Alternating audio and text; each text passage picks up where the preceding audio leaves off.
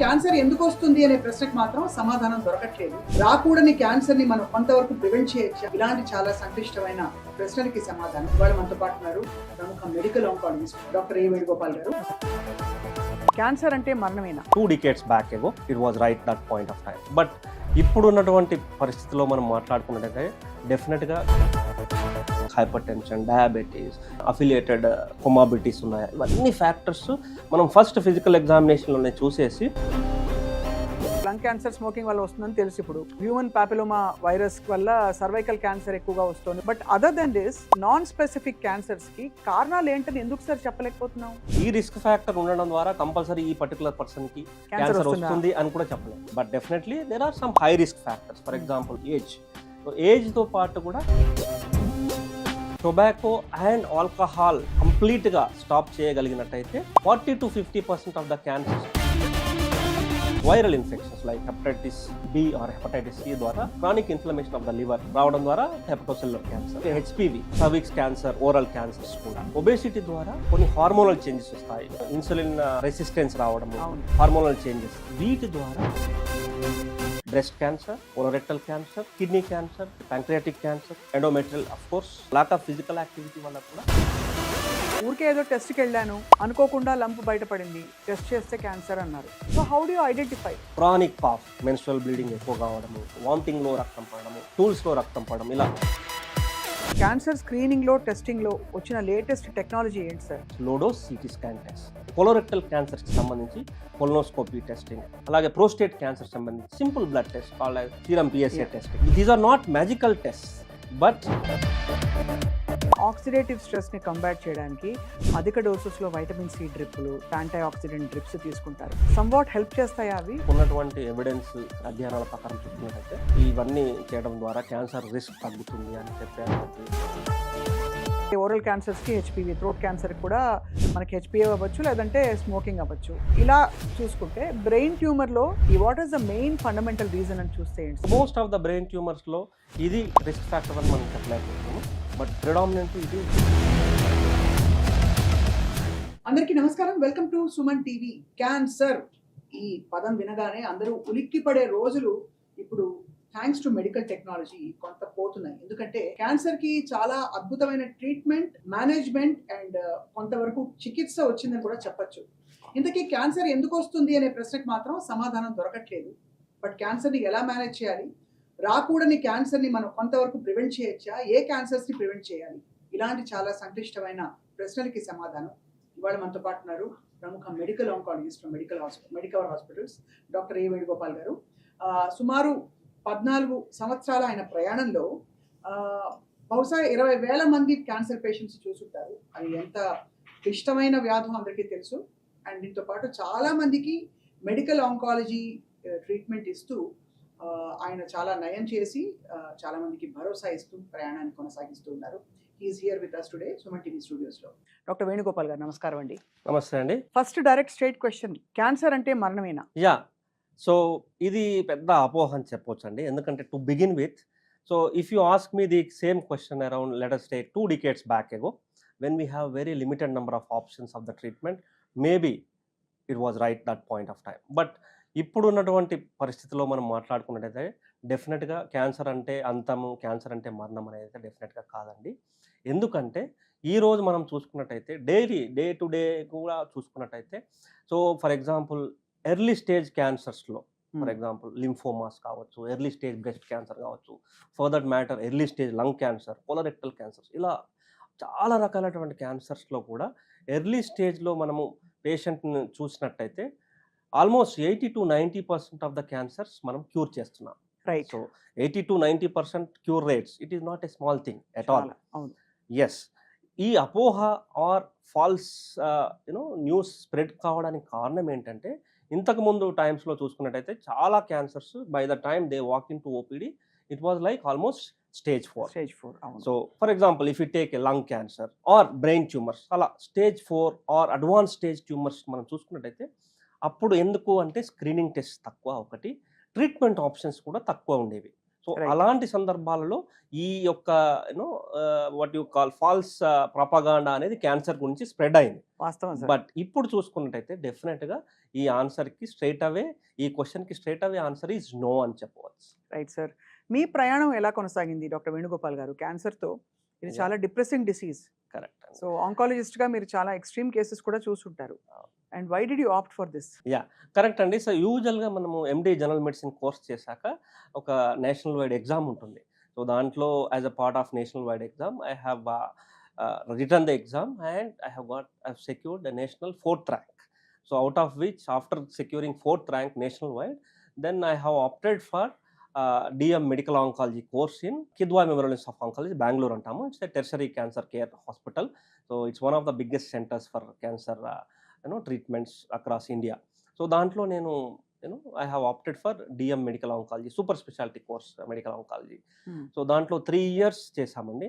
So there we have seen like lot of variety of cases right from top to head to toe అని చెప్పవచ్చు.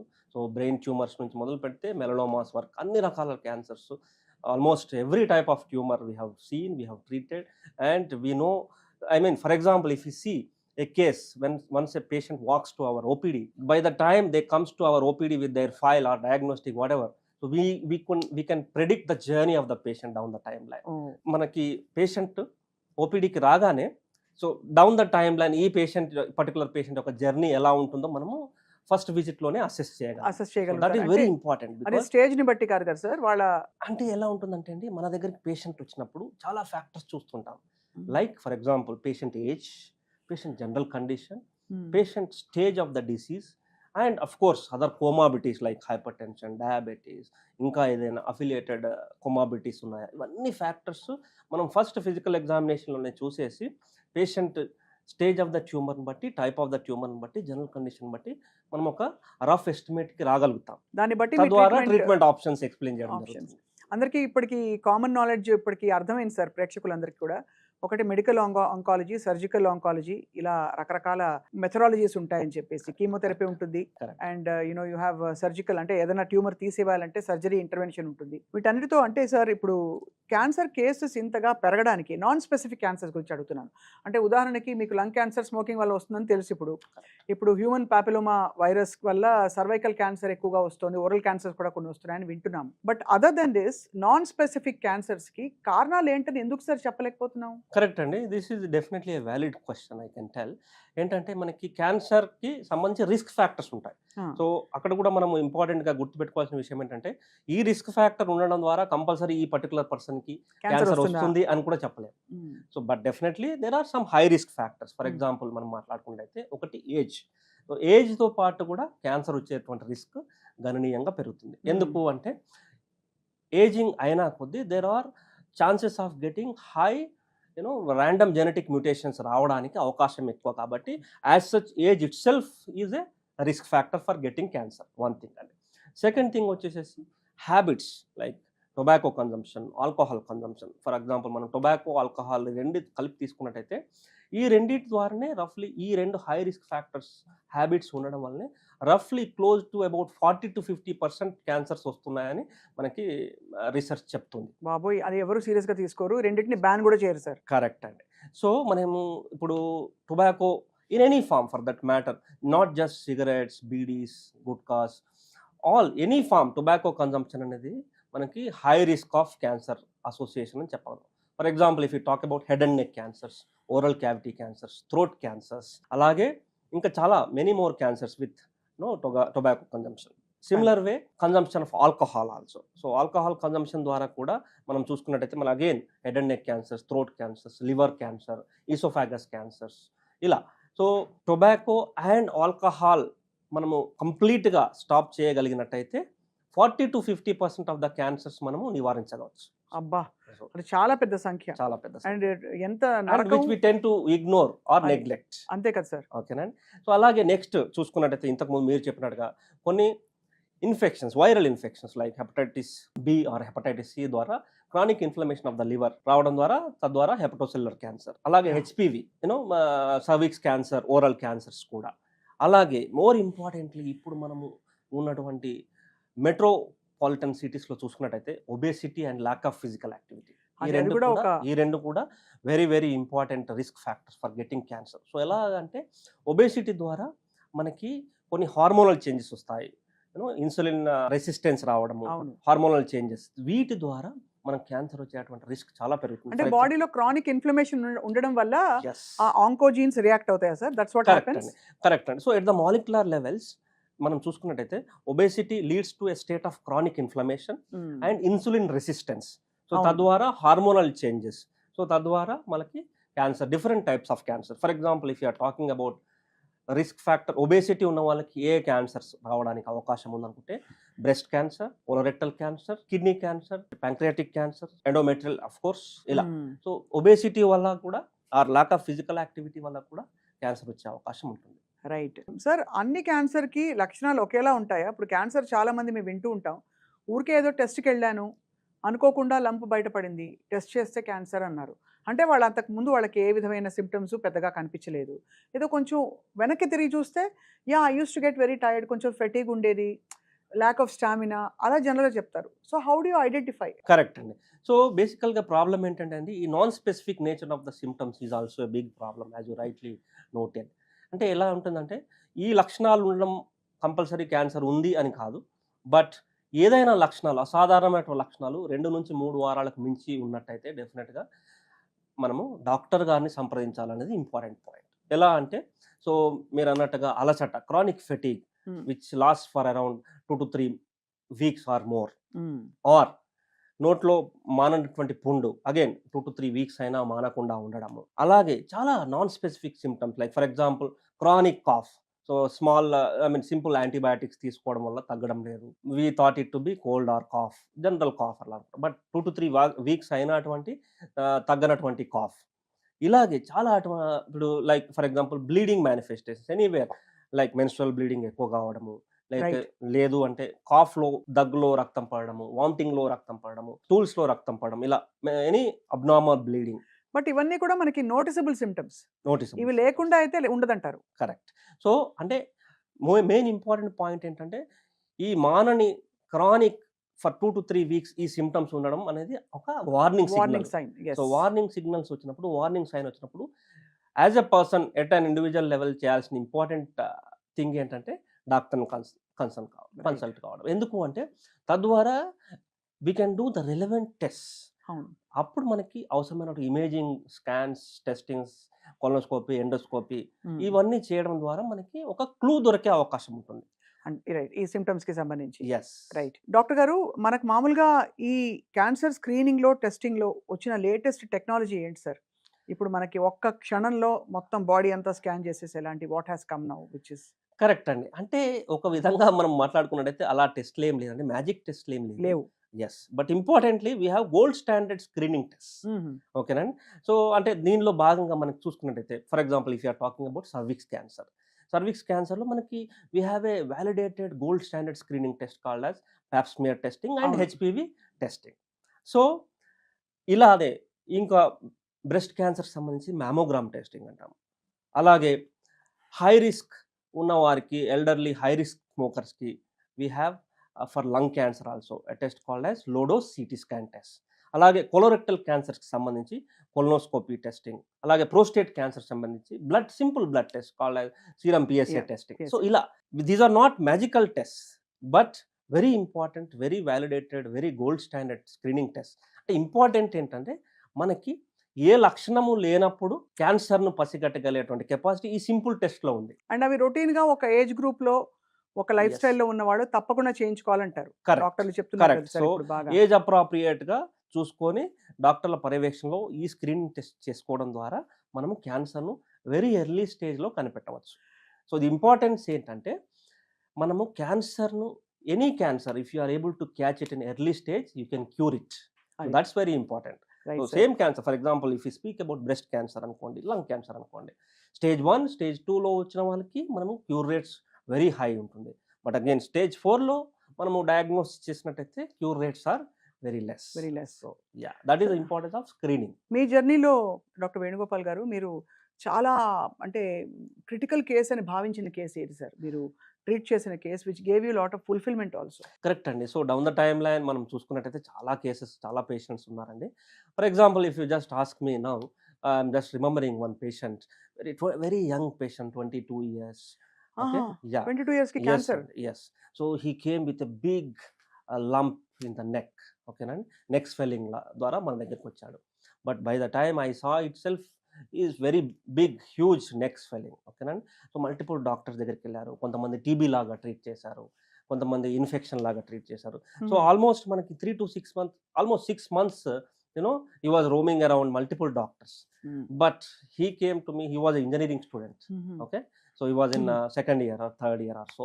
So మన దగ్గరకు వచ్చాడు. మనం relevant scans, biopsy చేసి దాన్ని డిఎల్బిసిఎల్ అంటే హై గ్రేడ్ లింఫోమా లాగా డయాగ్నోస్ చేశాము. డిఎల్బిసిఎల్ advance stage.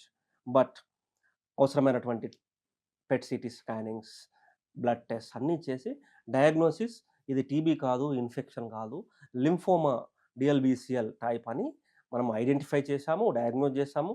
And simple 6 cycles of targeted therapy and chemotherapy ఇచ్చి పేషెంట్ను క్యూర్ చేశాము. క్యూర్ చేశారు. క్యూర్ చేశాం. Wow. అండ్ మోర్ ఇంపార్టెంట్లీ తను ఇంజనీరింగ్ అయిపోయింది. Now he is doing job. He has settled in life. He is So, married also. ఆ window period కూడా అయిపోయింది అయితే. Yes. Now he is completely cured. He is in remission. Remission. So ఇలా మనం చూసుకున్నట్టయితే చాలా patients, this is what actually gives satisfaction to an oncologist. Did you probe sir? అంటే అసలు ఎందుకు వచ్చింది అతనికి క్యాన్సర్ అని? కరెక్ట్ అండి. సో ఈ క్వశ్చన్‌కి ఆన్సర్ చాలా మంది, this is question what we face in our OPD daily. అవును, డైలీ But అడుగుతారు. మనం నాకెందుకు వచ్చింది అడుగుతారు. కరెక్ట్ అండి.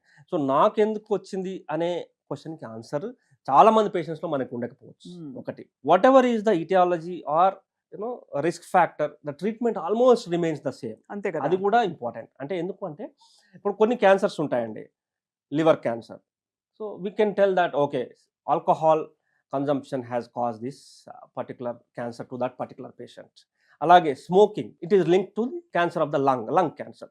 But most often 80 to 90% of the times ఈ పర్టికులర్ పేషెంట్లో ఈ పర్టికులర్ రిస్క్ ఫ్యాక్టర్ వల్ల క్యాన్సర్ వచ్చిందని చెప్పడానికి వీలుగా ఉండదు. ఉండదు. కరెక్ట్. Yes. ఎందుకని అడుగుతున్నా అంటే సార్, ఇప్పుడు ఇన్ఫ్లమేషన్ బాడీలో, ఇన్సులిన్ రెసిస్టెన్స్, లైఫ్ స్టైల్ మార్చుకోండి, Yes. ఇవన్నీ మనం వింటున్నాం. బట్ ఎక్కడా కూడా నిర్ధారణగా దీనివల్ల వచ్చిందని మనం లింక్ చేయలేకపోతున్నాం. లింక్ చేయాలి. మనకి క్లినికల్ గా స్టడీస్ అంత నిర్ధారణగా లేవు కదా సార్. లేవండి. We're talking about oxidation, Yes. Oxidative stress, Yes. But nobody is able to point out that actually oxidative stress in everybody causes cancer in everybody అని చెప్పలేకపోతున్నాం. 100% అంటే స్మోకింగ్ చేసే వాళ్ళందరికీ క్యాన్సర్ వస్తుందా అంటే చెప్పలేకపోతున్నాం. చెప్పలేదు. కరెక్ట్ అండి. అదో పెద్ద బ్రహ్మ ప్రశ్న అనిపిస్తుంది. 100% ట్రూ అండి. వాట్ అది. You told is 100% correct. So that's what, ఈ పర్టికులర్ ఫ్యాక్టర్ వల్ల ఈ పర్టికులర్ పేషెంట్కి ఈ పర్టికులర్ క్యాన్సర్ వచ్చిందని పిన్ పాయింట్ చేసి చెప్పడం అనేది చాలా సందర్భాల్లో మనకి వీలు వీల్ కాదు. కాలం అయితే మీరు అమెండ్స్ అయితే అలాగే చేస్తారేమో బహుశా. అంటే మీ ట్రీట్మెంట్ ప్రోటోకాల్స్ ఎందువల్ల క్యాన్సర్ వచ్చినా దానికి కరెక్ట్ అండి. So most of the times whatever is the risk factor, whatever is the aetiology, మనము ఆ పర్టికులర్ పేషెంట్కి మనం ఇచ్చేటువంటి ట్రీట్మెంట్స్ అనేవి almost we'll go by the standard guidelines and protocols. Right. So risk ఫ్యాక్టర్స్కి సంబంధం లేదు most of the times, but కొన్ని టైమ్స్లో ఎస్. సో ఈ జెనెటిక్ మ్యూటేషన్స్ ఈ మధ్య కాలంలో బాగా పెరగడానికి ఎన్వైరన్మెంటల్ పొల్యూటెంట్స్ ఒకటి, రెండోది కెమికల్స్, మూడోది కార్సినోజెన్స్ విపరీతంగా మన చుట్టూ ఉండి ప్లాస్టిక్ తో పాటు అన్ని పెరగడం కారణాలని చెప్తున్నారు కదా సార్ చాలా మంది. అవునండి. వాటికి డైరెక్ట్ ఎఫెక్ట్ ఉన్నట్టు తెలుస్తుందా? Plastic for example, day in and day out మనం ప్లాస్టిక్ వాడతాం. కరెక్ట్ అండి. సో అంటే మనకి లార్జ్ బేసిస్ మీద ఎవిడెన్స్ అనేది డైరెక్ట్ లింక్ లేదండి. But yes, few studies are there. For example I can quote a study here. So microplastic consumption ద్వారా మన ఇండియాలోనే అయినటువంటి స్టడీస్ ద్వారా, రీసెర్చ్ ద్వారా తెలిసింది ఏంటంటే biliary tract cancers, gall bladder cancers కామన్గా వస్తూ ఉంటాయి ఈ రిస్క్ ఫ్యాక్టర్ ఉన్న వాళ్ళకి అనేది మనము చూస్తూ ఉంటాము. అంటే we have few research, few trial data, few retrospective data. So that's the reason if you see Gangetic belt along the Ganga flowing ఆ రీజన్స్లో గాల్ బ్లాడర్ క్యాన్సర్ అనేది చాలా ఎక్కువగా ఉంటుంది. ఎందుకంటే for the same reason, increased microplastics consumption in that belt. అది so ఇలా చూసుకున్నట్టయితే డెఫినెట్గా మనకి ఏదైతే రిస్క్ ఫ్యాక్టర్స్ ఉన్నాయో వాటికి లిమిటెడ్ లెవెల్ ఆఫ్ ఎవిడెన్స్ డెఫినెట్గా ఉంది. అంటే ఉంది. ఈ పర్టికులర్ కార్సినోజెన్స్ తీసుకుంటే ఈ పర్టికులర్ క్యాన్సర్స్ వచ్చే అవకాశాలు పెరుగుతాయి అని చెప్పడానికైతే డెఫినెట్గా we have. But overall large pool of data అనేది కొంచెం తక్కువే అని చెప్పాలి. చాలా మీరు ఆనెస్ట్‌గా చాలా వండర్‌ఫుల్‌గా ఎక్స్‌ప్లెయిన్ చేస్తున్నారు డాక్టర్ వేణుగోపాల్ గారు. Because that is the truth. అంటే మనం ఇది తగ్గిస్తే మనకి రాదు అనడానికి లేదు. కరెక్ట్. కాబట్టి మనకు ఒకటే ఒక కవచం ఏంటంటే screening, regular screening and testing. You are right. Yeah! అంతే సో కదా sir? yeah, screening is very important because we can catch the cancers in early stage, right. thereby we can cure them. Doctor Venugopal గారు, అందరికీ తెలిసిన ఈ ప్రశ్న అడుగుతున్నాను. చాలా మంది క్యాన్సర్ అంటువ్యాధేమో అనుకుంటారు. So me comment on that. అంటే మీ దగ్గరకు వచ్చిన పేషెంట్స్ అలా ఎప్పుడైనా అడిగారా? Oh, why not? Definitely. So most of the times when we see patients diagnosed with cancer and when they walk to our OPD clinic, right. So మనం చాలా కామన్గా వినేటువంటి క్వశ్చన్ అండి.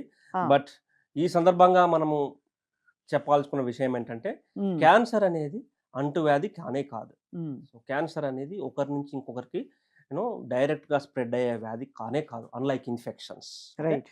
There are some cancers which are linked to infections, like if you see HPV infection ద్వారా cancer cervix రావడము, అవును. Hepatitis B, hepatitis C ద్వారా hepatocellular cancer అంటే లివర్ క్యాన్సర్. సో ఇలా ఇన్ఫెక్షన్ ద్వారా క్యాన్సర్ రావచ్చు, కానీ కలిసి ఉండడం ద్వారా ఇన్ఫెక్షన్స్ స్ప్రెడ్ అయినట్టు క్యాన్సర్ అయితే డైరెక్ట్ ఒకరి నుంచి ఒకరికి స్ప్రెడ్ కాదు. కొన్ని అపోహలు క్యాన్సర్ గురించి ఇంకొన్ని అడుగుతాను డాక్టర్ చెప్పండి. వేణుగోపాల్ గారు. Yeah. తీపి తింటే క్యాన్సర్ పెరుగుతుందని చాలా మంది ఫీల్ అవుతారు. అది నిజమా అసలు? So again it's a myth అండి. Mm. ఎందుకంటే అన్ని కణాల లాగానే క్యాన్సర్ కణాలకి కూడా గ్లూకోజ్ రిక్వైర్మెంట్స్ అనేది ఉంటుంది. So it's like any other normal cell. Cancer cell also requires glucose. దానికి షుగర్స్ వేస్తే అది ఎక్కువ సో షుగర్ తినడం వల్ల మాత్రమే క్యాన్సర్ వస్తుందని, అంటే అధిక షుగర్ కన్జంప్షన్ ద్వారా క్యాన్సర్ వస్తుందని, అది ఒకటి తప్పు. అండ్ షుగర్ తింటే క్యాన్సర్ విపరీతంగా పెరిగిపోతుంది అనేది తప్పు. But at the same time we should be focusing on one important point. ఇప్పుడు ఇంతకుముందు అనుకున్నట్టుగా షుగర్ కన్జంప్షన్ హై లెవెల్స్లో, హై క్యాలరీస్ ఉన్న వారికి ఒబేసిటీ ఎక్కువ వస్తుంది.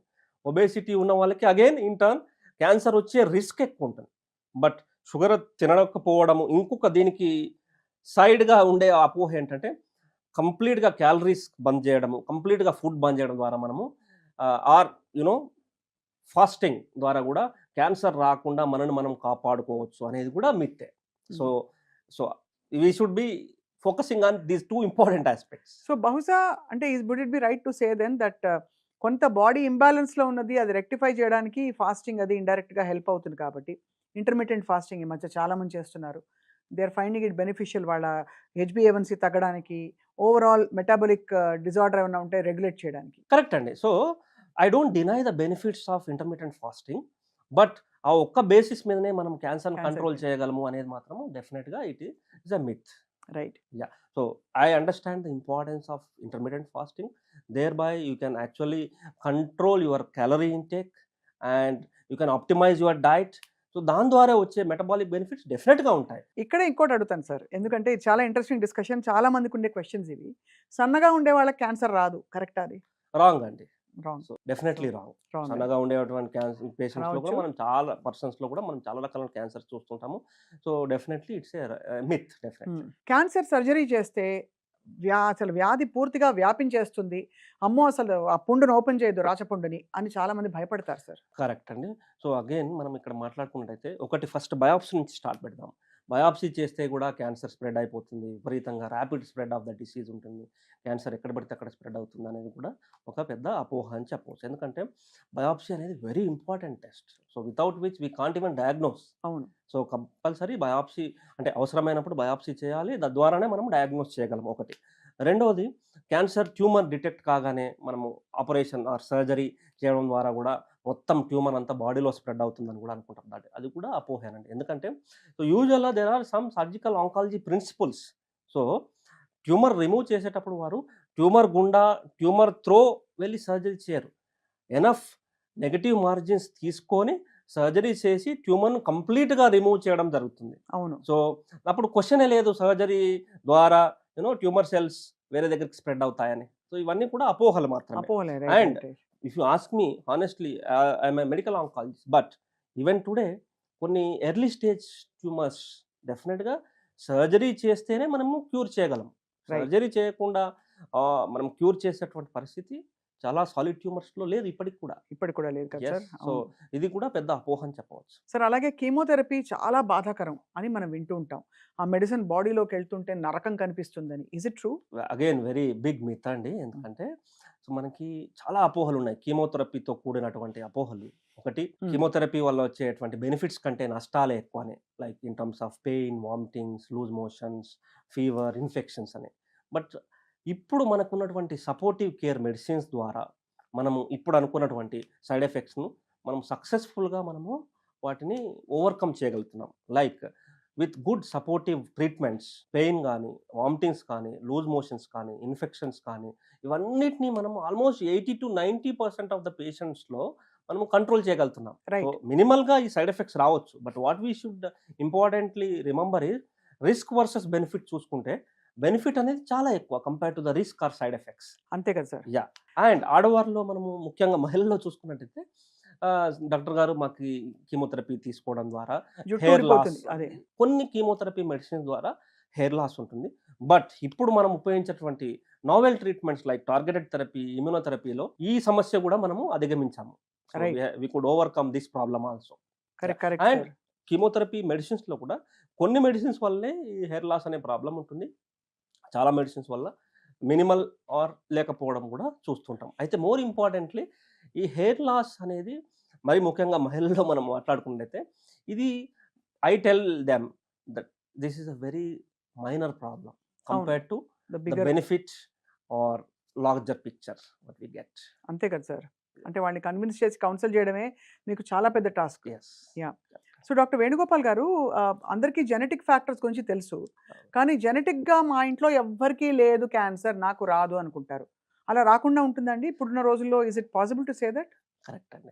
సో మనము ఇప్పుడు చూసుకున్నట్లయితే అండి క్యాన్సర్స్‌లో hmm. 90% cancers are not because of the genetic related issues. Hmm. అంటే ఓవరాల్‌గా 10-15% క్యాన్సర్స్ మాత్రమే జెనెటిక్ లింక్డ్ అని చెప్తాము. For example BRCA1, BRCA2 genetic mutations. ఇలా కొన్ని మ్యుటేషన్స్ వల్ల బ్రెస్ట్ క్యాన్సర్, ఓవేరియన్ క్యాన్సర్స్, అలాగే Lynch syndromes affiliated genetic mutations వల్ల కొలరెక్టల్ క్యాన్సర్స్ ఇట్లా. బట్ పర్సంటేజ్ వైజ్‌గా చూసుకున్నట్టయితే మనకి ఇవన్నీ ఓన్లీ 10-15% ఆఫ్ ద క్యాన్సర్స్ మాత్రమే. మిగతా రైట్. 90% అనేవి not genetic linked. So right. it is because of multiple risk factors as we were just speaking, lifestyle lifestyle. related factors, all that all comes that into put the together. picture. So yeah! yeah. So చాలామంది sir oxidative స్ట్రెస్‌ని combat చేయడానికి అధిక డోసెస్‌లో vitamin C డ్రిప్పులు, anti oxidant drips తీసుకుంటారు. Somewhat help చేస్తాయా అవి? లేదా అసలు బాడీని ప్రస్తుతము రీసెట్? మనకున్నటువంటి ఎవిడెన్స్ ఆ రీసెర్చ్ ప్రకారం చూసుకున్నట్టు అధ్యయనాల ప్రకారం చూసుకున్నట్టయితే ఇవన్నీ చేయడం ద్వారా క్యాన్సర్ రిస్క్ తగ్గుతుంది అని చెప్పేటువంటి మన దగ్గర డేటా మాత్రం లేదండి. నిర్ధారణ అండ్ కాలేదు ఎక్కడ. I tell not to do that. Sir what is tumour marker? So tumour marker అంటే ఏంటి, మనకి ఫర్ ఎగ్జాంపుల్ ఓవేరియన్ క్యాన్సర్ తీసుకుంటాము. ట్యూమర్ ఏదైతే బాడీలో ఉంటుందో ట్యూమర్ కణాలు ఉంటాయో అవి కొన్ని స్పెసిఫిక్ ప్రోటీన్స్‌ను ప్రొడ్యూస్ చేసి అవి బ్లడ్‌లోకి రిలీజ్ చేస్తాయి. హ్మ్. సో వీటన్నిటిని కలిపి మనము ట్యూమర్ మార్కర్స్ అంటాము. ఫర్ హ్మ్. ఎగ్జాంపుల్ మనము స్క్రీనింగ్‌లో భాగంగా కూడా కొన్ని ట్యూమర్ మార్కర్ టెస్టింగ్ చేస్తాము. లైక్ సీరం CEA లెవెల్స్, హ్మ్. Serum alpha ఫిటోప్రోటీన్ levels and serum CA-125 levels, ఇవన్నీ కూడా సీరం PSA, ఇవన్నీ కూడా ట్యూమర్ మార్కర్స్ అంటాం. సో వీటిని మనము స్క్రీనింగ్ టెస్ట్‌లో ఉపయోగించి క్యాన్సర్ ఎర్లీ స్టేజెస్‌లో కూడా క్యాచ్ చేయడానికి వీలుగా ఉంటుంది. ఓకే. సో ఆ ట్యూమర్ మార్కర్ ఎలా ఉంటే వీళ్ళకి క్యాన్సర్ రాదు అని చెప్పొచ్చు, లేదు అని చెప్పొచ్చు.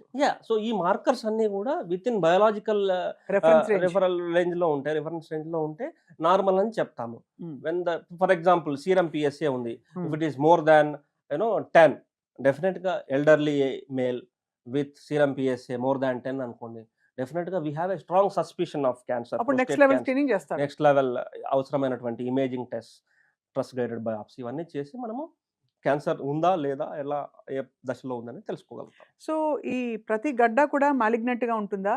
కొన్ని బినైన్‌గా కూడా కొన్ని సిస్ట్‌లు, గడ్డలు ఉంటాయా? బ్రెస్ట్ క్యాన్సర్‌లు ఉదాహరణకి.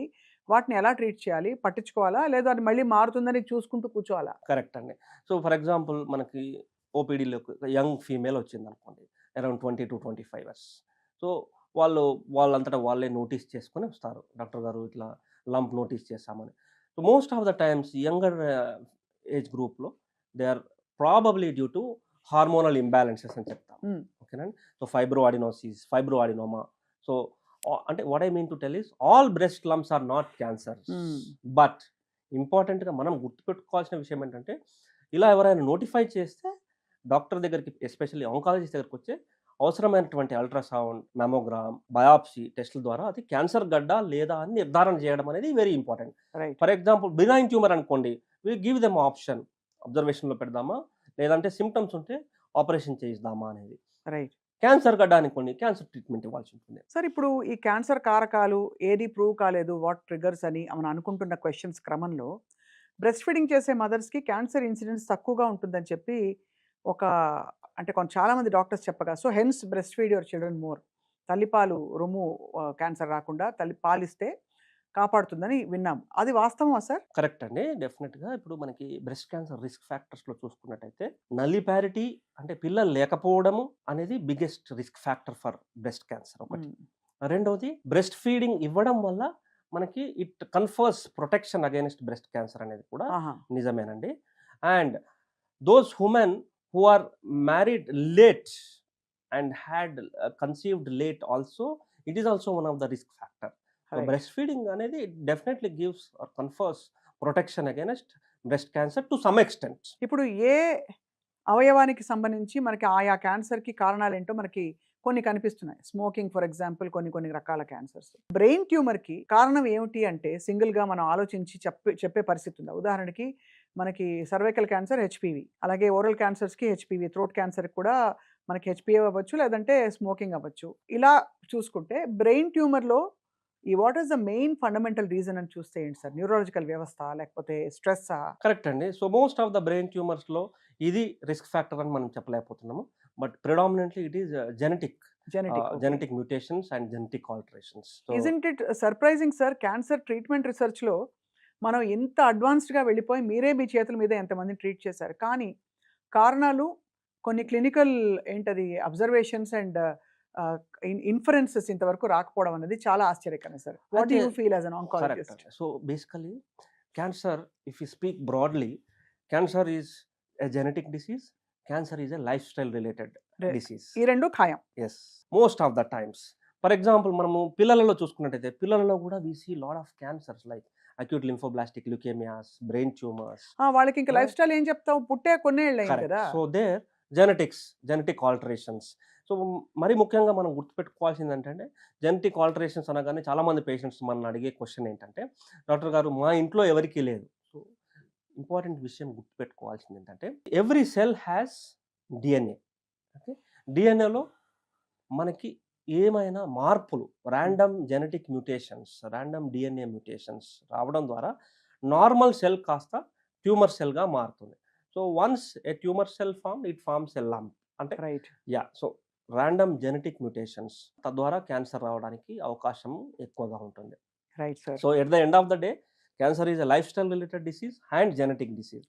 అది మాత్రం మనం కన్క్లూజన్కి Yes, వచ్చాము yes, ఆల్రెడీ. yes. అలాగే మీ మెడికల్ ఆంకాలజీ ప్రయాణంలో సార్, మీరు ఇందాక చెప్పారు 22 ఏళ్ల కుర్రవాడు ఇంత పెద్ద లంప్ తీసుకుని వచ్చాడని చెప్పి. అలాగా మీరు చాలా మీ మనసుని కదిలించేసి వాళ్ళు చాలా సఫర్ అయ్యి but at the same time cure అయ్యి వెళ్ళిన ఒక ఉదంతం చెప్పాల్సిందిగా కోరుతున్నాం సార్. Yeah, definitely అండి. So here again we will discuss about one more successful story that is more అవును, important, అవును. more appealing. So ఒక well educated female, close to 32 years. So again she is engineer by profession. So తను మన దగ్గరకు వచ్చేటప్పటికి she just observed a small lump in the breast. ఓకేనా. So and she came to me. What symptom did she come to you? Lump in the breast. Lump in the breast. Yeah, Okay. a small swelling in the breast, lump in the breast. She has noticed herself and she came to me. So then మనము ఇవ్వాల్సినటువంటి reassurance ఇచ్చి and required investigation చేసి early stage breast cancer అని గుర్తించాము. But దాంట్లో కూడా కొంచెం aggressive type అని గుర్తించాము. Okay, early stage breast cancer but aggressive type. తనకి ఫస్ట్ సర్జరీ చేసి తర్వాత కీమోథెరపీ ఇచ్చి, రేడియేషన్ ఇచ్చి and hormonal therapy tablets and treatments మీద పెట్టి మనం సక్సెస్ఫుల్గా ట్రీట్మెంట్ చేయగలిగాం. మోస్ట్ ఇంపార్టెంట్లీ తను ఒక మ్యారథాన్ రన్నర్ అయిపోయారు. సో అంటే బ్రెస్ట్ క్యాన్సర్ రాకముందు she was a marathon runner and after completion of the treatment also she could successfully go for her marathon runnings and she actually maintained her lifestyle intact. అవును. So when I see her, really a very inspiration journey అనిపిస్తుంది. Truly inspiring, right? So అవునవును. after being diagnosed with cancer, after getting treatment successfully, she was cured, and more importantly, she continued to go her runnings. అది. Yeah, that's very inspiring గా అనిపించింది. And I'm sure many patients, those who are successfully treated and cured, they could go actually onto their normal lifestyles, and they could successfully. చాలా inspiring అనిపిస్తుంది sir. And మీ ప్రయాణం చూస్తే కూడా అనిపిస్తుంది. మీరు ఎంత స్ట్రెస్‌లో ఉన్నా you cannot afford to let the patient down. So మీరు అవుతుంటారా? స్ట్రెస్ అవుతారా? ప్రతి పేషెంట్ కూడా అండి మనము ప్రతిసారి వాళ్ళు కీమో సెషన్స్కి వచ్చినప్పుడు కానీ వాళ్ళ ట్రీట్మెంట్ సెషన్స్లో మనము ఆ రీఅష్యూరెన్స్ అనేది మనం ఇవ్వాలంటే we should be more positive అనేది నా ఒపీనియన్ అండి. సో అంటే ఆ స్పిరిట్ను మనం కాపాడుకోగలిగితేనే we can assure them, we can reassure them at every level.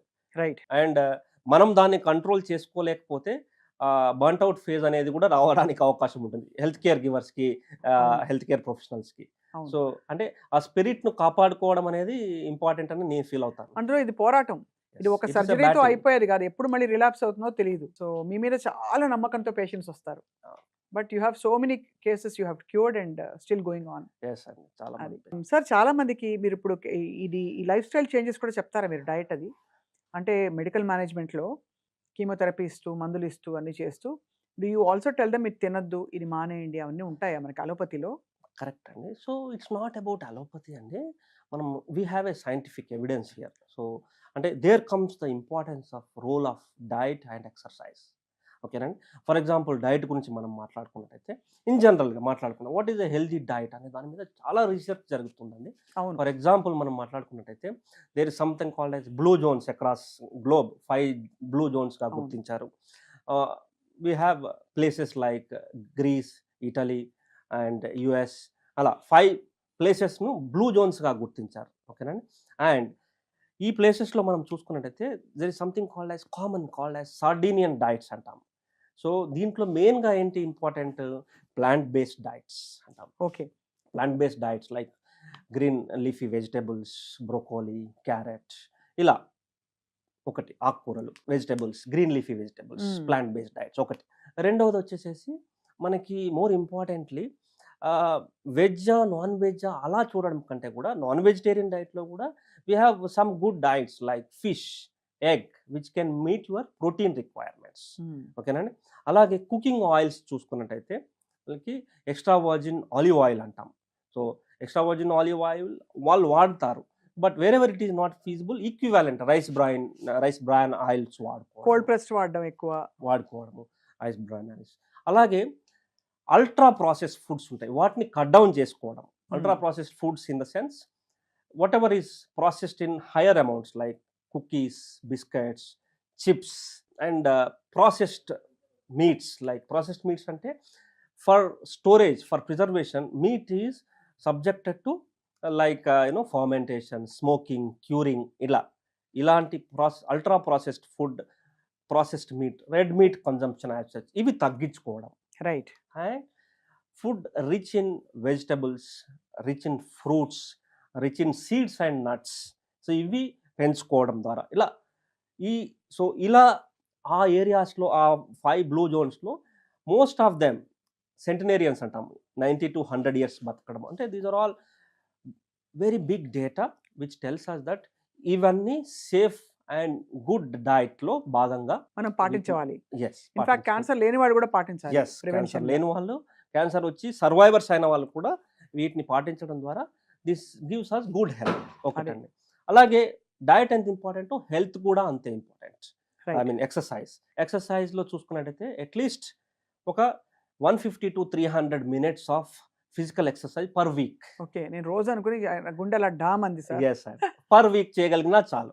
అలాగే 5 days in a week చేసుకుంటే చాలా బెస్ట్. సో దానిలో భాగంగా మనం చూసుకున్నట్టయితే బ్రిస్క్ వాకింగ్. సో చాలా మంది ఏమనుకుంటారంటే ఖరీదైన జిమ్కి వెళ్ళడమే మనము ఎక్సర్సైజ్ అని అనుకుంటా ఉంటారు. అది కూడా రాంగ్ నోషనే. ఈవెన్ బ్రిస్క్ వాకింగ్ చేయడము, సైక్లింగ్, స్విమ్మింగ్, డాన్సింగ్, సో ఇవన్నీ కూడా మంచి మోడరేట్ ఇంటెన్సిటీ ఎక్సర్సైజ్ కిందకే వస్తాయి. అలాగే మనం చూసుకున్నట్టయితే వేరే type of any form of exercise is good.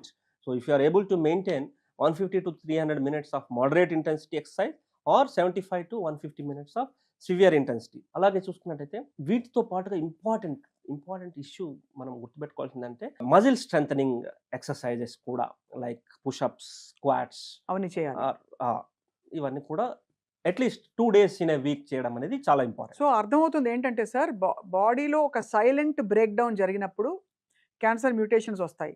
So మన పని ఏంటంటే ఆ బ్రేక్ డౌన్ జరగకుండా ఆప్టిమమ్ కెపాసిటీలో బాడీని ఉంచడం. కరెక్ట్. దానికోసం డయట్, ఎక్సర్సైజ్, డైరెక్ట్ లింక్ లేకపోయినా healthy diet, healthy lifestyle చాలా important. But at the same time healthy diet, lifestyle నాకు ఉందని అందరూ సరిపెట్టుకోవడం కాదు, ఎప్పటికప్పుడు టెస్టింగ్, స్క్రీనింగ్ కూడా ఏజ్ అప్రోప్రియేట్గా చాలా ఎసెన్షియల్ ఇవాళ రోజుల్లో. ఎందుకంటే ఏ చాప కింద ఏ నీరుందో తెలియని పరిస్థితికి అయితే వచ్చేస్తాం సార్ మనం. 100%. డాక్టర్ వేణుగోపాల్ గారు, ఒక సింపుల్ బ్లడ్ టెస్ట్ తోటి మనం ఈ క్యాన్సర్ మహమ్మారిని డిటెక్ట్ చేయొచ్చా? కరెక్ట్ అండి. In fact this is a burning question now. అంటే మనము ఒక సింపుల్ బ్లడ్ బేస్డ్ టెస్టింగ్ ద్వారా, అంటే బ్లడ్ శాంపుల్ తీసుకొని అన్ని క్యాన్సర్స్ని డిటెక్ట్ చేయొచ్చా, ఇంకా వేరే స్కానింగ్స్ ఏం అవసరం లేకుండా అనేది కూడా ఒక పెద్ద చర్చ నడుస్తుంది ఇప్పుడు. So frankly speaking answer is no. అంటే మనకి ఒక సింపుల్ బ్లడ్ శాంపుల్ టెస్ట్ చేసి అన్ని క్యాన్సర్స్ గురించి అంతా ఇన్ఫర్మేషన్ రాబట్టగలడము అనుకోవడము రాంగ్ అండి. బట్ ఎస్, ఇప్పుడు మనకు చూసుకున్నట్టయితే multi cancer early detection test అంటే MCED టెస్ట్ అని మనకి గ్లోబల్గా రీసెర్చ్ చేస్తున్నారు. మంచి డేటా కూడా ప్రిలిమినరీ ఫేజెస్లో అవైలబుల్ ఉంది. అంటే దాంట్లో భాగంగా ఏం చేస్తున్నారంటే ఇప్పుడు స్కానింగ్స్ ఇవన్నీ ఏం లేకుండా సింపుల్ బ్లడ్ శాంపుల్ తీసుకొని టెస్టింగ్స్ పంపిస్తారు. దాంట్లో మనకి కొన్ని బయాలజికల్ సిగ్నల్స్ను గుర్తుపట్టడానికి అవకాశం ఉంటుంది. అంటే కొన్ని బయాలజికల్ సిగ్నల్స్ ఉంటే, డిటెక్ట్ అవుతే ఎర్లీ స్టేజ్లో ఈ పర్టికులర్ క్యాన్సర్స్ ఉంది అని మనము ఒక వార్నింగ్ సిగ్నల్ లాగా తీసుకోవడానికి అవకాశం ఉండేటువంటి టెస్ట్లు అయితే అంటే అందుబాటులోకి వస్తున్నాయి ఇప్పుడు యాజ్ ఆఫ్ నౌ. సో దానిలో భాగంగానే multiple cancers, for example breast cancer, colorectal cancer, ఇలా ఒక సింపుల్ బ్లడ్ టెస్ట్ ద్వారా వీటికి సంబంధించినటువంటి డేంజరస్ సిగ్నల్స్ను మనం ఎర్లీ స్టేజ్లో క్యాచ్ చేయడానికి ఒక అవకాశం అయితే ముందు రావచ్చు. యాజ్ ఆఫ్ నౌ ఇంకా పూర్తిగా మనకు అందుబాటులో లేదు. Sir, what is liquid biopsy? Correct అండి. ఈ లిక్విడ్ బయాప్సీ గురించి మాట్లాడుకునే ముందు ఇంతకుముందు మనం MCED టెస్ట్ అని చూసుకుంటున్నాం కదా, దాని గురించి మాట్లాడుకుందాం.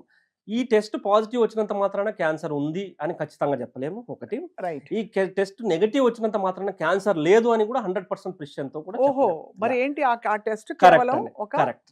సో ఆ టెస్ట్ పాజిటివ్ వచ్చింది అనుకోండి, ఫర్ ఎగ్జాంపుల్ మనము మళ్ళీ స్టాండర్డ్ టెస్టింగ్స్కి ముందుకి ప్రొసీడ్ అవుతాం. లైక్ ఫర్ ఎగ్జాంపుల్ అవసరమైనటువంటి స్కానింగ్స్, బయాప్సీ చేసి క్యాన్సర్ ఉందా లేదా అని మళ్ళీ ఖచ్చితంగా నిర్ధారణ రావడానికి అవకాశం ఉంటుంది. రైట్. సో అలా మీరు అడిగినట్టు లిక్విడ్ బయాప్సీ గురించి కూడా మాట్లాడుకున్నట్టయితే ఇది ఇప్పుడు ఆల్మోస్ట్ చాలామంది పేషెంట్స్కి మనం ఆల్రెడీ వాడుతున్నామండి. ఇప్పుడు ఫర్ ఎగ్జాంపుల్ లంగ్ క్యాన్సర్ తీసుకుందాం, స్టేజ్ 4 లంగ్ క్యాన్సర్. ఒక stage 4 lung cancer, Adreno cancer అని కన్ఫర్మ్ అయినాక మనము బై డిఫాల్ట్ ఇప్పుడు మనము ఈ టెస్ట్ను వాడడం జరుగుతుంది. అంటే టిష్యూ బయాప్సీ చేస్తాము, టిష్యూ బయాప్సీతో పాటు లిక్విడ్ బయాప్సీ కూడా వాడతాము. అంటే ఎందుకు అంటే, so genetic mutations, genetic alterations ఉన్నవారికి మనము సరైనటువంటి టార్గెటెడ్ థెరపీ ఎంపిక చేయడానికి లిక్విడ్ బయాప్సీ అనేది చాలా ఉపయోగపడుతుంది. సో ఫర్ ఎగ్జాంపుల్ కొంతమంది పేషెంట్స్ ఎలా ఉంటారు, బయాప్సీస్ రిపీటెడ్గా చేయించుకోలేని దశలో ఉండడం because of weakness or multiple factors, or tumor మనకి బయాప్సీకి అనుగుణంగా లేని ప్లేస్లో ఉండడము. సో కారణాలు ఏదైనప్పటికీ టిష్యూ బయాప్సీతో పాటు అదనంగా లిక్విడ్ బయాప్సీ చేస్తాము. దాంట్లో genetic alterations, genetic mutations, for example lung cancer గురించి మాట్లాడుకుంటే EGFR, ALK, ROS1, BRAF, HER2, ఇలా కొన్ని రకాల జెనెటిక్ మ్యూటేషన్స్ డిటెక్ట్ చేయడం ద్వారా సరైనటువంటి టార్గెటెడ్ థెరపీ మనకి ఇవ్వడానికి అవకాశం ఉంటుంది. అంటే ఈ మధ్య కాలంలో చాలా పాపులర్ అవుతుంది టార్గెటెడ్ థెరపీ. ఎగ్జాక్ట్లీ. సో ఏంటి సార్, ఆ ప్లేస్లో స్పెషల్గా ఏదో రేడియో ఇది వేస్తారా సార్, లైట్ లాంటిది వేస్తారా? లేదండి. టార్గెటెడ్ థెరపీ అనేది ప్యూర్గా మెడికల్ ఆంకాలజీ విభాగం. అంటే సో బేసికల్గా ఏంటంటే క్యాన్సర్ సెల్స్లో specific targets, specific receptors, specific proteins ఈ ఎక్స్ప్రెషన్ చూసుకొని మనము ఈ టార్గెట్స్ ఉన్న వారికి సరైనటువంటి మందులు, టార్గెటెడ్ థెరపీ మందుల్లాగా ఇస్తాము. అంటే వాళ్ళ లెవెల్స్ అవి పెంచడానికి, ఆల్టర్ చేయడానికి, అంతేనా? కాదండి. బేసికల్గా ఈ టార్గెట్స్ ఉన్నప్పుడు మనము ఈ డ్రగ్స్ ఇవ్వడం ద్వారా పోయి వాటిని బ్లాక్ చేసి క్యాన్సర్ సెల్ సర్వైవల్ను మనము దెబ్బతీయగలుగుతాం. Right. So it's like target and missile. అంతే. Yeah, so that is the importance of target therapy. దాంట్లో భాగంగానే ఈ టార్గెటెడ్ థెరపీ ఇచ్చినప్పుడు నార్మల్ సెల్స్ ఏవైతే ఉంటాయో వాటికి సైడ్ ఎఫెక్ట్స్ తక్కువ ఉంటాయి. హ్మ్. ఓన్లీ క్యాన్సర్ సెల్స్ మీద ఈ టార్గెటెడ్ థెరపీ స్పెసిఫిక్గా పనిచేస్తుంది. కాబట్టి టార్గెటెడ్ థెరపీ ద్వారా సైడ్ ఎఫెక్ట్స్ తక్కువ ఉంటాయి, రెస్పాన్స్ రేట్స్ ఎక్కువ ఉంటాయి. మోర్ ఇంపార్టెంట్లీ చాలా సందర్భాల్లో ఈ టార్గెటెడ్ థెరపీ మందులు ఓరల్ టాబ్లెట్ పిల్స్ రూపంలోనే లభిస్తున్నాయి, ఇంజెక్షన్స్లో కాకుండా ఓహో! Oral tablet pills. సో మనకి ఇంజెక్షన్స్, కీమోథెరపీ ఇంజెక్షన్స్ లాగా కాకుండా టార్గెటెడ్ థెరపీ మందులు ఓరల్ పిల్స్ ద్వారా మనం ట్రీట్మెంట్ ఇవ్వడానికి ఎంత అనుగుణంగా. తొందరగా మీరు చూసారు సార్ అంటే ఈ మెడికల్ ఆంకాలజీలో? Yeah, correct. అంటే improvement because this is very very few patients అండి టార్గెటెడ్ థెరపీ టాబ్లెట్స్ పెట్టడం ద్వారా టాబ్లెట్స్ మీదనే 1.5 మంత్లో కూడా రెస్పాన్సెస్ వచ్చిన అంటే వాళ్ళు వాళ్ళ ఆ సో కాల్డ్ పారామీటర్స్ అన్నీ స్టెబిలైజ్ కావడము, స్టెబిలైజ్ కావడం, హ్యూమర్ రెస్పాన్స్ స్టార్ట్ కావడము, లక్షణాలన్నీ తగ్గడం. ఇంప్రూవ్ కావడము, ఇవన్నీ ఆల్మోస్ట్ సో క్లోజ్ యాజ్ 1.5 మంత్లో కూడా చూసాము. వావ్! మోర్ ఇంపార్టెంట్లీ అండి, సో ఈ పేషెంట్స్ ఎవరైతే ఉంటారో టార్గెటెడ్ థెరపీ మీద ఉన్నటువంటి పేషెంట్స్ మనము హాస్పిటల్ అడ్మిషన్స్ అవసరం ఉండదు. And day to day their jobs, నార్మల్గా జాబ్ ఆఫీస్కి వెళ్ళి జాబ్ చేసుకోవడానికి కూడా అనుగుణంగా ఉంటుంది. సో అంటే they are able to live their life with good quality of life right. After diagnosed with stage 4 cancer. చాలా it's a marvel actually in medicine sir. Correct అండి. అండ్ అలాగే ఇమ్యూనోథెరపీ అనే వస్తుంది కదా సార్. ఇమ్యూనోథెరపీ, టార్గెటెడ్ థెరపీ ఒకటేనా? Immunotherapy అన్నది overall boost ఇవ్వడానికా బాడీకి? ఇమ్యూనోథెరపీ అండ్ టార్గెటెడ్ థెరపీ రెండు డిఫరెంట్ అండి క్యాన్సర్ ట్రీట్మెంట్స్లో. బట్ మోర్ ఇంపార్టెంట్లీ మనం గుర్తుపెట్టుకోవాల్సిన విషయం ఏంటంటే ఈ ఇమ్యూనోథెరపీ కానీ టార్గెటెడ్ థెరపీ కానీ క్యాన్సర్ ట్రీట్మెంట్ను రియల్గా రెవల్యూషనరీ వేలో చేంజ్ చేసిందని చెప్పవచ్చు. So okay. ఇంతకుముందు మనం మాట్లాడుకున్నట్టుగా ఒక పేషెంట్ స్టేజ్ 4 క్యాన్సర్ దశలో మనము గుర్తించినప్పుడు ఆ పేషెంట్ని టార్గెటెడ్ థెరపీ పెట్టాలి అంటే ఒక 500 to 600 జీన్స్ టెస్టింగ్ పంపిస్తాం. బాబోయ్!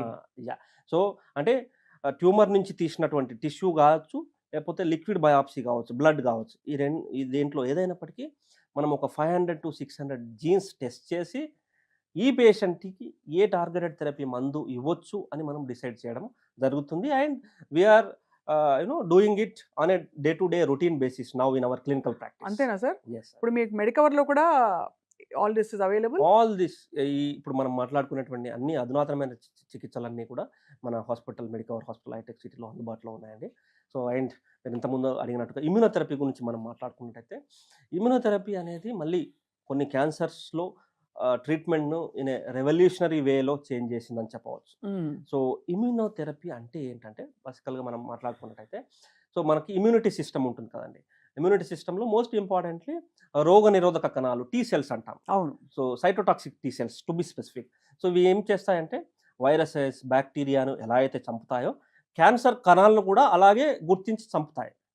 బట్ క్యాన్సర్ కణాలు అనేటివి చాలా ఇంటెలిజెంట్ సెల్స్, ఓకేనండి. సో ఈ టీ సెల్స్కు దొరకకుండా అవి కొన్ని మాస్క్స్ వేసుకొని, కొన్ని బ్రేక్స్ వేసి ఇమ్యూనిటీని వాటి మీద పనిచేయకుండా బ్లాక్ అర్థమైపోయింది. చేయగలుగుతాయి. అవును. సో అప్పుడు మనకి there comes the role of immunotherapy. So immunotherapy అంటే మనకు కొన్ని immune checkpoint inhibitors drugs అందుబాటులోకి వచ్చాయి. అవి ఏం చేస్తాయంటే సో ఇప్పుడు మనము అనుకున్నటువంటి బ్రేక్స్, హ్మ్. టీ సెల్స్ మీద ట్యూమర్ సెల్స్ ఏదైతే బ్రేక్స్ వేసాయో ఆ బ్రేక్స్ని ఇవి తీసేస్తాయి. సో ఇమ్యూన్ చెక్ చాలా. పాయింట్ ఇన్హిబిటర్స్ అంటాం. సో తద్వారా ఈ T cells, immunity cells, cytotoxic T lymphocytes అవి పోయి ట్యూమర్ సెల్స్ను ఐడెంటిఫై చేయగలుగుతాయి, ఫైట్ చేసి చంపేసి ట్యూమర్ సెల్స్ను చంపేయగలుగుతాయి. సో అంటే ఆ ఇంటెలిజెన్స్‌ని మ్యాచ్ చేయడానికి ఇమ్యూనోథెరపీ Yes. ఇంకొక మార్గం ద్వారా మార్గం. వాటిని టార్గెట్ ఎస్, చేస్తుందన్నమాట. 100% కరెక్ట్ అండి.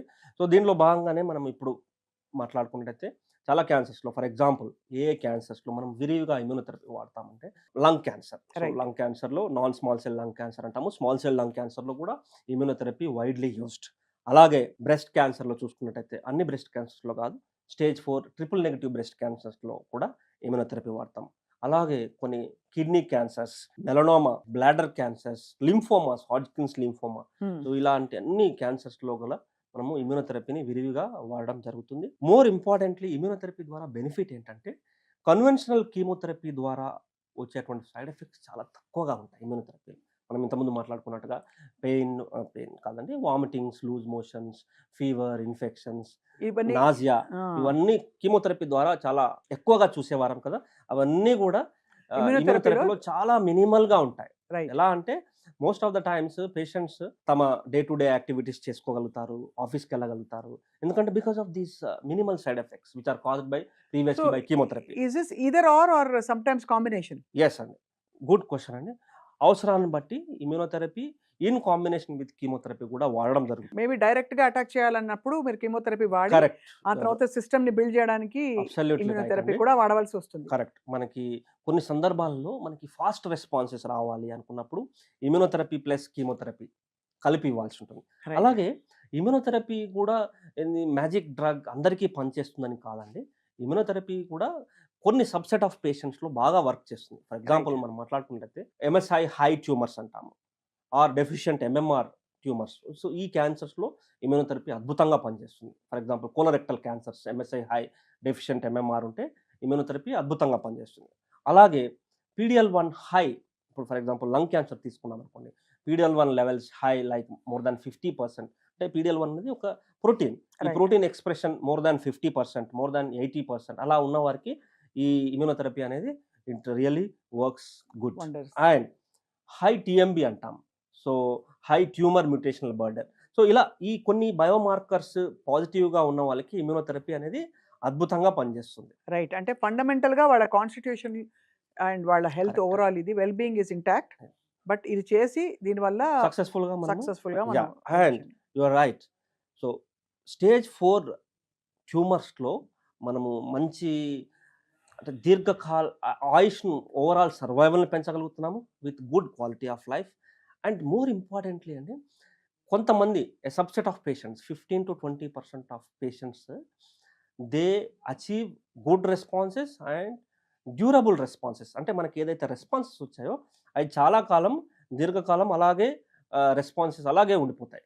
Right. So that is the beauty of immunotherapy. చాలా ఫ్యాసినేటింగ్ సైన్స్ సార్ ఇది. ఆఫ్ కోర్స్ ఈ కారణం ఏదైతే డిస్కస్ చేసామో క్యాన్సర్ అనేది అది ఖచ్చితంగా ఇంత ఆహ్, అంటే వేగంగా వ్యాపించడం మాత్రం కొంత ఆందోళన కలిగిస్తోంది డాక్టర్ వేణుగోపాల్ గారు. ఇప్పుడు మనం ఇవాల్టి రోజుల్లో we are seeing a lot of therapies, ozone therapy, alternative healing అని కరెక్ట్. ఇలా రకరకాలు వస్తున్నాయి. పసర వైద్యాలు చూసాం, ఆయుర్వేదం చూసాం. అవన్నీ మీ వైద్య విధానానికి విరుద్ధం అంటారా? వాళ్ళు చేసుకుంటే కూడా ఓకే అంటారా? మీ వైద్య విధానంలో ఉన్నంత కాలం? వాట్ ఈస్ కరెక్ట్ యువర్ అండి. ఒపీనియన్ ఆన్ ఇది ఇట్ కూడా సార్? మంచి క్వెషన్ అండి. Alternate forms of therapy treatment.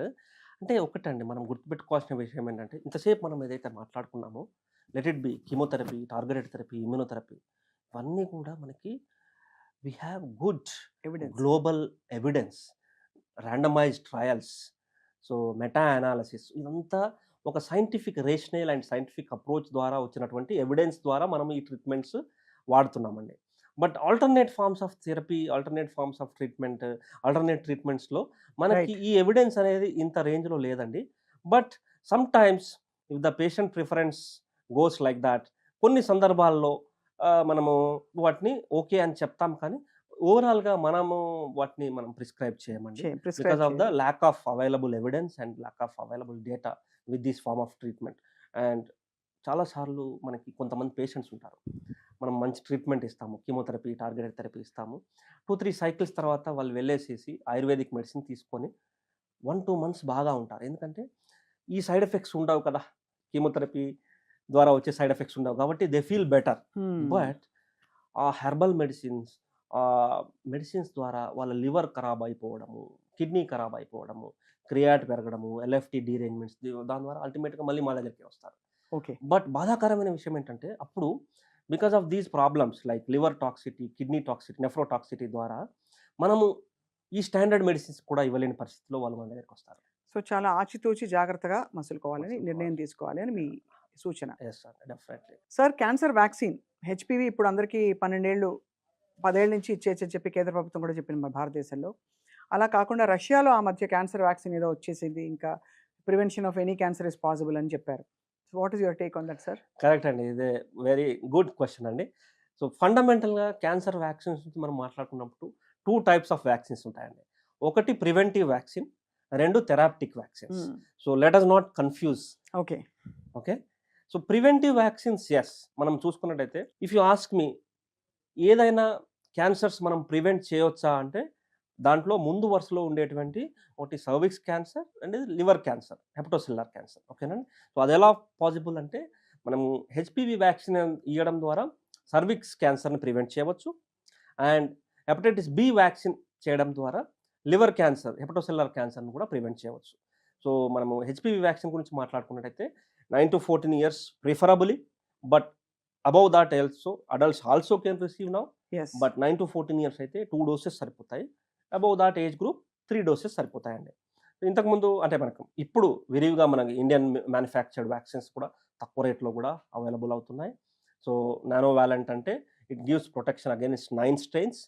క్వాడ్రి valent అంటే it gives protection against 4 strains. ఓకేనండి.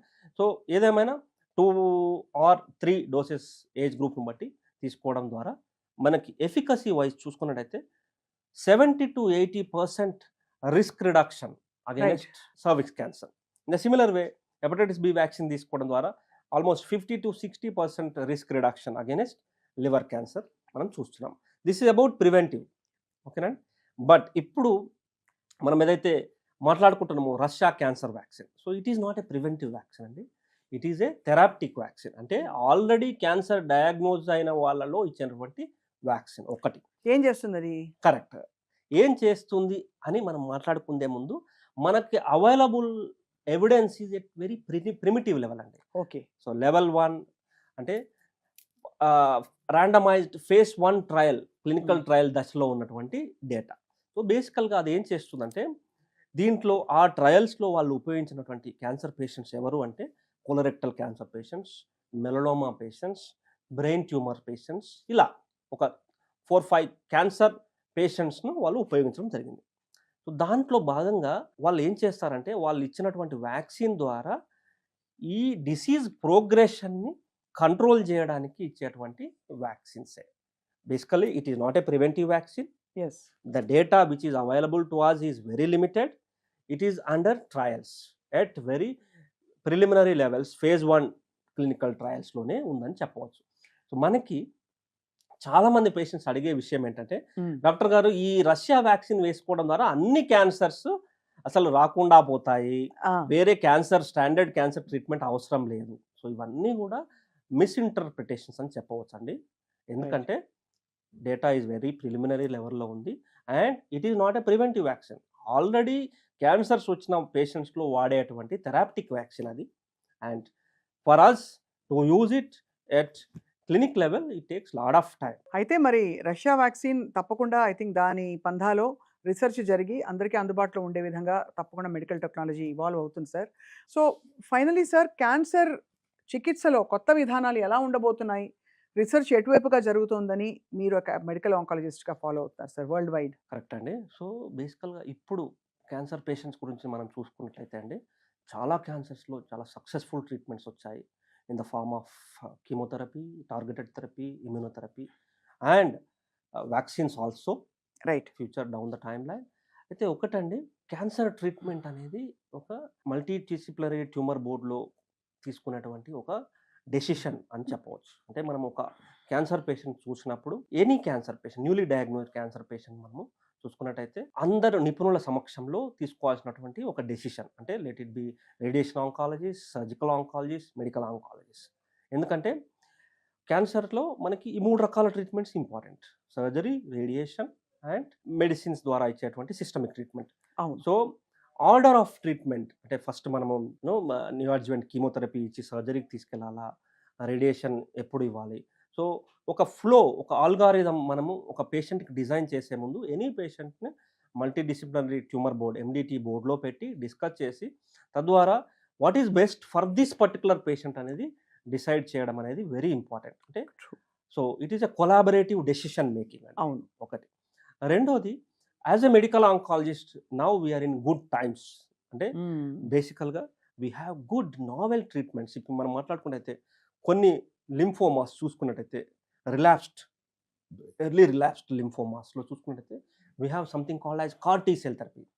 సో CAR T-cell థెరపీ అంటే మనకి పేషెంట్ నుండే మనం T-cells కలెక్ట్ చేసుకొని ల్యాబ్ పంపించి వాటికి ఒక స్పెషల్ రిసెప్టార్స్ను అటాచ్ చేస్తాము, కైమరిక్ యాంటీజెన్ రిసెప్టార్స్ అని అటాచ్ చేస్తాము. సో ఇదంతా ల్యాబ్లో జరుగుతుంది. మళ్ళీ ల్యాబ్ నుండి బయటికి తీసుకొచ్చి దాన్ని ఆ సెల్స్ను T-cells ఎక్స్పాన్షన్ చేయడం జరుగుతుంది. అంటే కొన్ని లక్షలు ఆర్ కొన్ని క్రోర్స్ ఆఫ్ T-cellsను మనము పొందడం జరుగుతుంది. ఆ రేంజ్‌లో ఎక్స్‌పాన్షన్ జరుగుతుంది. అలా ఎక్స్‌పాండ్ చేశాక ఆ ప్రోడక్ట్‌ని మళ్ళీ అదే పేషెంట్‌కి ఇవ్వడం ద్వారా రైట్. లింఫోమాస్‌ను కంప్లీట్‌గా క్యూర్ చేయడం జరుగుతుంది. అంటే హుహుహు. ఏదైతే రిలాప్స్డ్ రిఫ్రాక్టరీ లింఫోమా డిసీజ్ ఉందో దానికి మనము కార్ టీ సెల్ థెరపీ అని వాడుతున్నాం. సో, అంటే just we can imagine the ఎంత లెవెల్ ఆఫ్ ఇంటెలిజెంట్ టెక్నాలజీ ఉంది ఇప్పుడు మనకి. ఎగ్జాక్ట్‌లీ అంటే అండి. థింకింగ్‌లో. Yes. Yes yes. Sir. So, ఇవన్నీ so, chemotherapy, targeted therapy, immunotherapy, CAR T cell therapies, vaccines ఇవన్నీ కూడా మనకి క్యాన్సర్‌ను సక్సెస్‌ఫుల్‌గా ట్రీట్ ట్రీట్మెంట్ చేయడానికి. చేయడంలో డెఫినిట్‌గా మనకు ఉపయోగపడుతున్నాయి ఈ రోజులలో. ఒక్క మాట మాత్రం చెప్పాలి డాక్టర్ వేణుగోపాల్ గారు. ఇదివరకు క్యాన్సర్ వస్తే అమెరికా వెళ్ళాలి ట్రీట్మెంట్‌కి అని ప్లాన్ చేసేవారు. I think 3, 4 decades back. Correct. And మనకి ఒకప్పుడు క్యాన్సర్ చాలా గ్లోరిఫై చేసి కొన్ని విషయాలే తెలుసు. క్యాన్సర్ అంటే అందరూ దూరంగా ఉండేవాళ్ళు. బట్ ఇప్పటి రోజుల్లో మనకి thanks to medical oncologist like you cancer treatment has become much easier, much more approachable. చాలా మందికి హోప్ పెంచుతున్నారు మీరు. And you had a wonderful successful journey sir. తప్పకుండా ఐ థింక్ సుమన్ టీవీ ప్రేక్షకులు ఎప్పటికప్పుడు మిమ్మల్ని సంప్రదిస్తారు. If they need any more guidance, వాళ్ళ ఇంట్లో గనక ఎవరికైనా ఒంట్లో బాలేకపోతే. So, thank you very much for a wonderful informative interview today sir. Thank you. నమస్తే. నమస్తే అండి.